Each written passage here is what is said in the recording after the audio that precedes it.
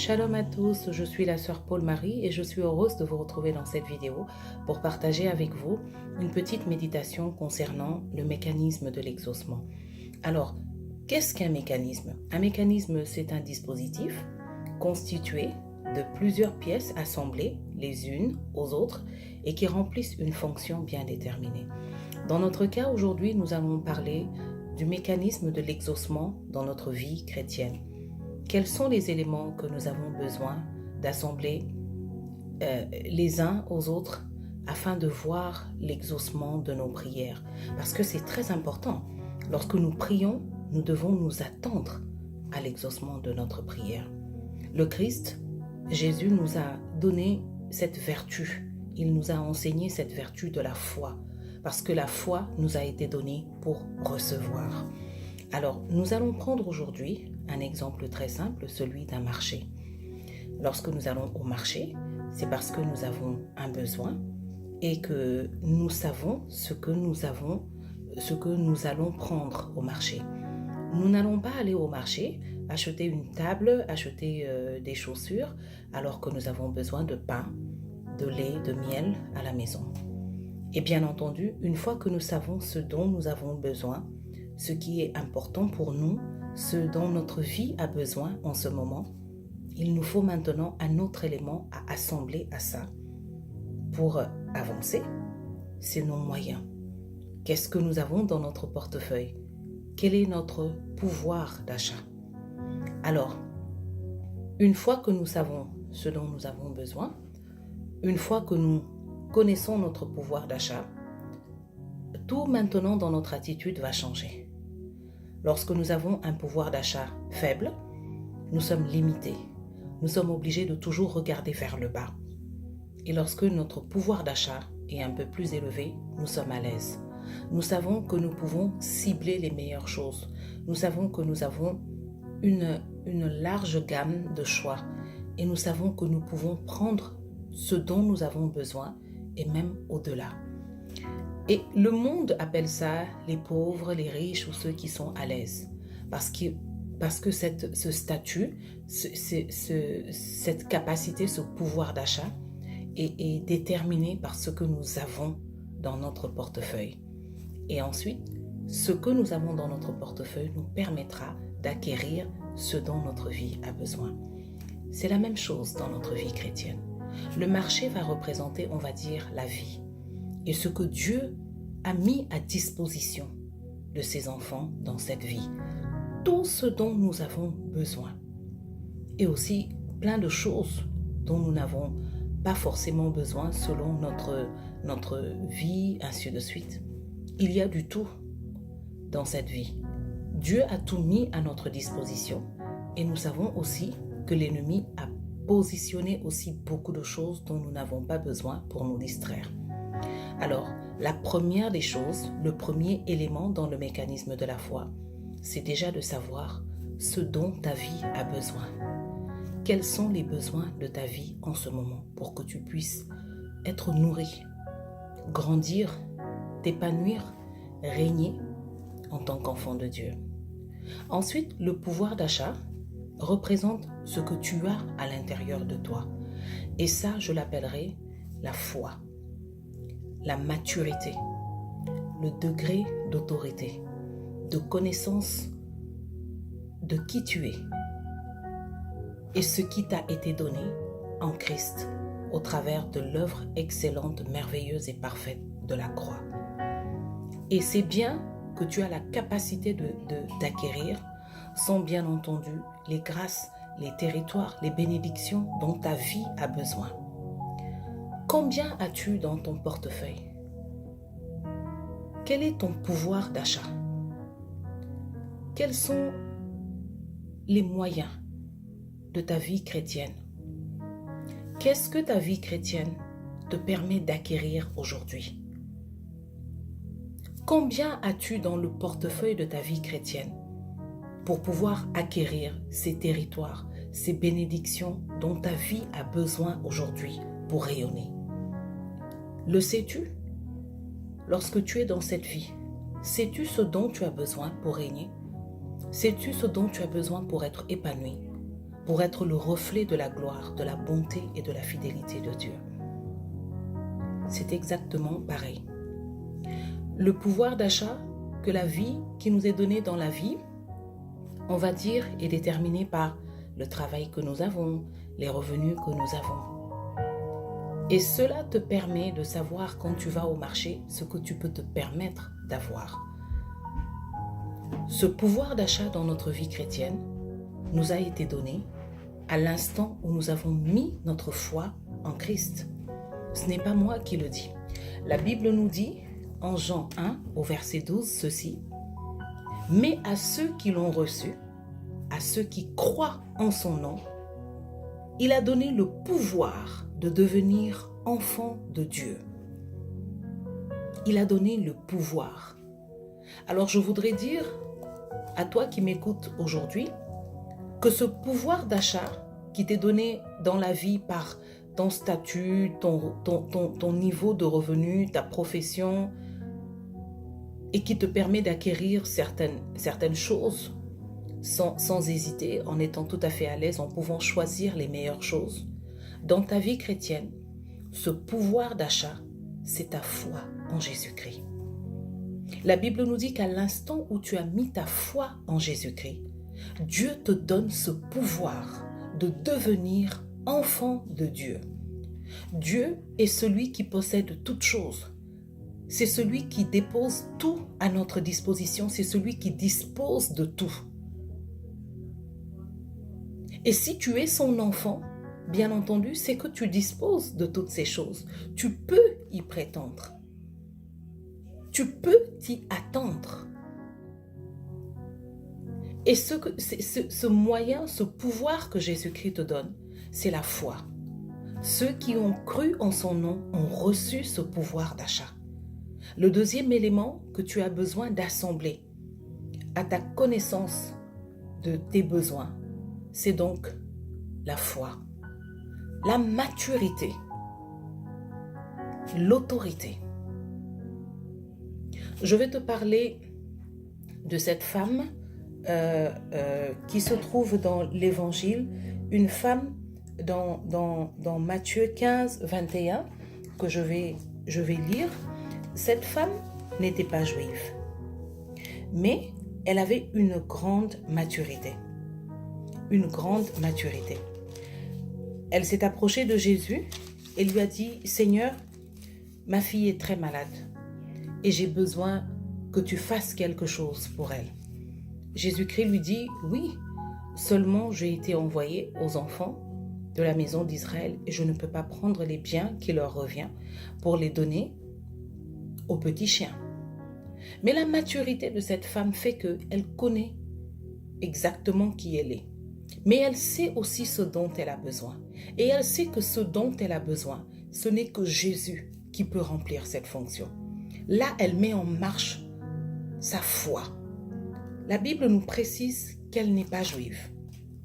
Mais lorsqu'elle parle à Jésus en lui disant: « Je suis consciente que je suis un petit chien, mais les petits chiens peuvent manger les miettes qui tombent de la table du maître. » Et voici ce que Jésus-Christ va dire à cette femme. « Femme, ta foi est grande. » Ta foi est grande. C'est-à-dire, ton pouvoir d'achat est grand et il te permettra d'acquérir ce dont ta vie a besoin. Et ce dont tu as besoin aujourd'hui, c'est de t'épanouir avec ta fille, guérie, complètement libérée de ce démon qui tourmente votre vie. Et ça, tu l'obtiens.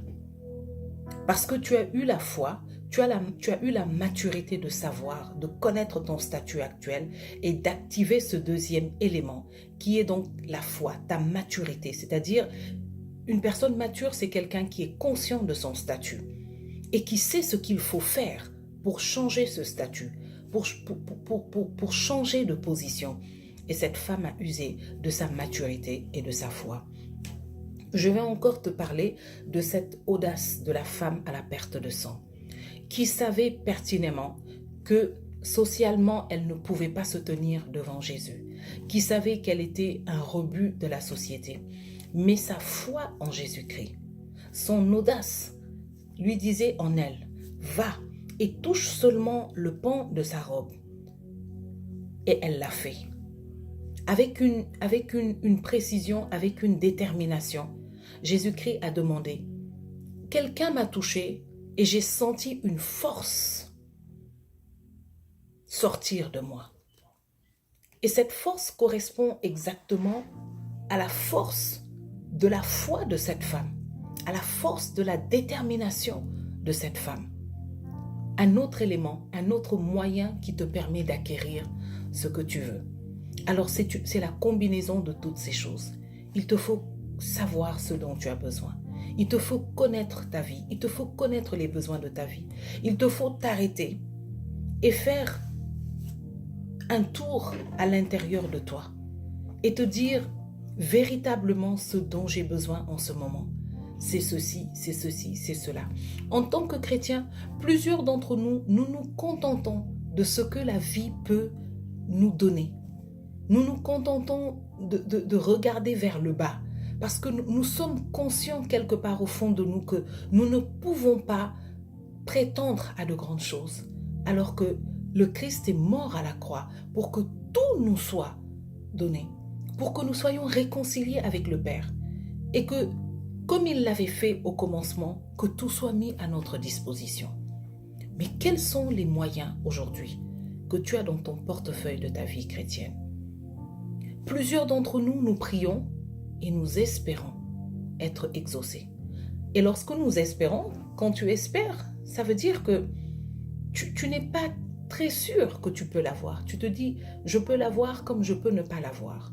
C'est cet homme qui arrête Jésus et qui lui dit, Seigneur, mon fils est très malade, mais si tu peux, fais quelque chose.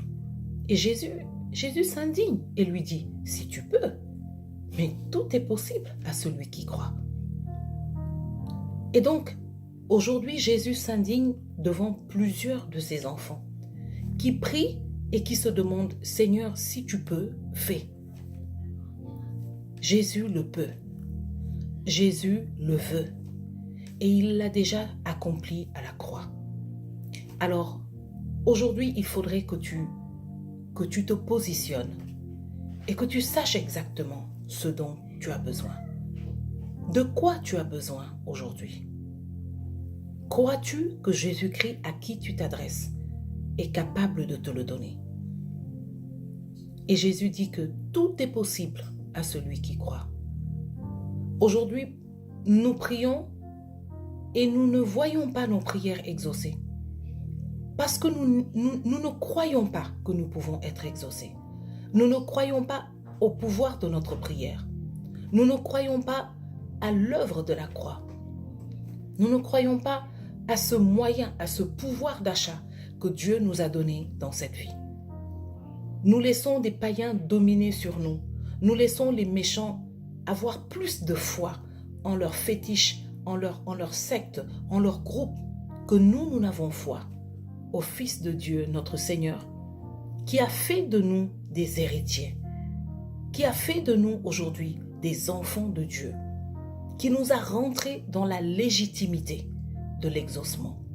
Depuis que Dieu est devenu notre Père en ayant accepté Jésus-Christ, nous avons droit à l'exaucement. Nous avons droit à l'exaucement. Nous pouvons demander à notre Père et qu'il nous soit donné. Regarde aujourd'hui, dans ce mécanisme de l'exaucement, quels sont les éléments qui te font défaut? Combien de prières adresses-tu à Dieu? Que demandes-tu à Dieu depuis un certain temps? Comment le demandes-tu à Dieu? Révise ton pouvoir d'achat. Combien as-tu dans le portefeuille de ta vie chrétienne?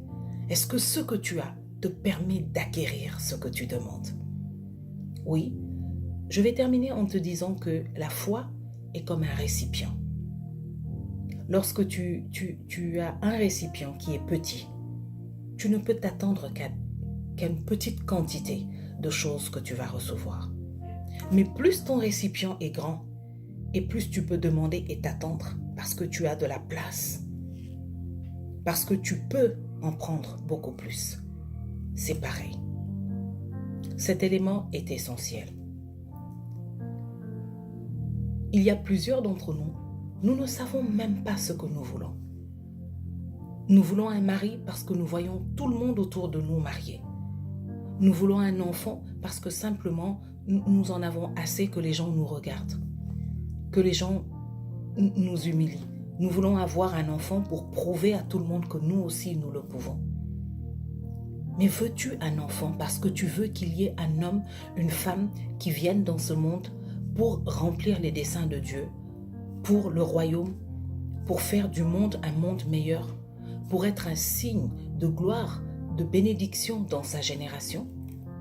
Ou est-ce que tu veux un enfant simplement parce que tout le monde te regarde, parce que tu penses que ton âge est avancé? Lorsque tu veux te marier, est-ce que tu sais ce que demande le Seigneur à des époux? Est-ce que tu sais ce qu'exige l'alliance du mariage? Es-tu prête à le remplir? As-tu ces moyens dans ton portefeuille de vie chrétienne pour pouvoir acquérir tous les biens, toutes les promesses que le Seigneur a faites concernant le mariage? Ou est-ce que tu veux simplement te marier parce que toutes tes amies se sont mariées? Tu veux simplement te marier parce que tu as hâte de pouvoir aussi porter la robe blanche, de pouvoir être appelé monsieur, madame, un tel? Lorsque tu veux un travail, est-ce que c'est parce que tu veux contribuer à l'avancement du royaume? Est-ce que c'est parce que tu te dis, il y a des personnes qui ont besoin de moi et si je travaillais, je pourrais faire ceci, je pourrais faire cela, je pourrais non seulement combler mes besoins, mais je pourrais aussi venir en aide à telle chose, à telle association, à tel groupe pour l'avancement du royaume, pour le bien de mes frères? Ou est-ce que tu veux travailler pour pouvoir t'acheter à toi seul une belle voiture, une grosse montre, des costumes et pouvoir avoir un téléphone, commencer par dire à tout le monde, je vais ici, je travaille ici, je suis en réunion, juste pour ta propre vanité? Il est très important de savoir ce dont nous avons besoin. Et je suis convaincue que lorsque nous serons conscients de ça, notre prière va changer. Et quand notre prière va changer, elle trouvera forcément un exaucement. Parce que nous serons conscients de ce dont nous avons besoin pour pouvoir acquérir ce dont notre vie a besoin. Si tu sais que ce dont j'ai besoin en ce moment, c'est de grandir dans ma relation avec Dieu, c'est de connaître davantage Dieu, parce que je sens que je ne suis pas bien assise, je sens que ma foi chancelle dès qu'une épreuve se met sur ma route. De quoi tu as besoin en ce moment? C'est de prier pour que le Seigneur t'affermisse dans la foi, pour que le Saint-Esprit te guide sur toutes les voies qui te permettront d'affermir cette foi. Lorsque tu es consciente de ça, tu commenceras maintenant à mettre tout en œuvre pour affermir cette foi.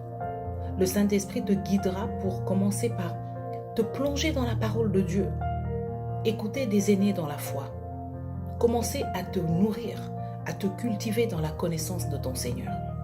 Et lorsque tu auras acquis cela, lorsque tu auras affermi ce pouvoir d'achat, lorsque tu auras rempli ton portefeuille de vie chrétienne, alors tu pourras maintenant prétendre à certaines choses. Je sais que le Seigneur a prévu que je me marie pour la gloire de son nom, pour que je fasse ceci, pour que mon mariage reflète cela, pour que ma vie, pour que le travail que j'aurai soit pour ceci, pour que les enfants que j'aurai soient pour cela, pour que ma santé le glorifie, pour que je lui donne de ma vie, de mon temps. Je sais maintenant que le monde a besoin de ceci. Je sais maintenant que le monde a besoin de cela. Mes frères et sœurs ont besoin de cela. Et pour ça, le Seigneur me donne le pouvoir de demander cette chose et de l'avoir parce que c'est ce dont ma vie a besoin. C'est ce qui va glorifier le Seigneur. Alors je t'invite avec moi à méditer toutes ces paroles. La vie de Bartimée, la vie de cette femme à la perte de sang, la vie de cette femme non juive qui a abordé Jésus. Je voudrais t'inviter à méditer toutes ces choses et à voir quels sont les éléments aujourd'hui que tu as besoin d'assembler dans ta vie chrétienne pour arriver à voir tes prières exaucées et rendre toute la gloire à Dieu. Que le Seigneur vous bénisse abondamment Et je prie que cette vidéo suscite en vous une grande remise en question, qu'elle vous emmène en profondeur à l'intérieur de vous-même et suscite en vous le désir de voir vos prières exaucées et de travailler à cela avec l'aide du Saint-Esprit. Soyez richement bénis dans le nom de Jésus.